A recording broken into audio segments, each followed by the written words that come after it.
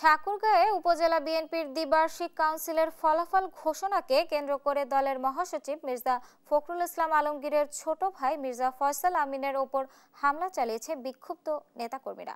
শনিবার রাত ৯টার দিকে বালিয়াডাঙ্গি উপজেলার সমীর উদ্দিন কলেজ মাঠে এ ঘটনা ঘটে। প্রত্যক্ষদর্শীরা জানায়, দিনভর দ্বিবার্ষিক কাউন্সিলের ভোট গ্রহণ শেষে ফলাফল ঘোষণা নিয়ে শুরু হয় উত্তেজনা। ফলাফল ঘোষণা শেষে নিজের গাড়িতে ওঠার সময় বিক্ষুব্ধ কিছু নেতাকর্মী তার উপর চড়াও হয়। এ সময় হামলাকারীরা তার গাড়িতে ব্যাপক ভাঙচুর করে।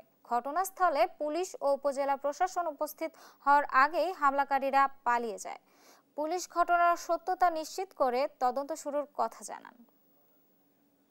ভাইয়ার উপর হামলা হয়েছে, পিছন থেকে চেয়ার মেরেছে, তারপরে লাঠি দিয়ে মারার চেষ্টা করেছে। আমাদের লোকজনও মার খেয়েছে, আমিও খেয়েছি মার পিছন থেকে। এখন কোথা থেকে কে কিভাবে মেরেছে তা জানি না, বাট এতটুকু সত্য যে গাড়িটা আমার আমি আর ভাইয়া মিলিয়ে আমরা ইউজ করে আমরা এই গাড়িতে আমরা চলাচল করি আর কি।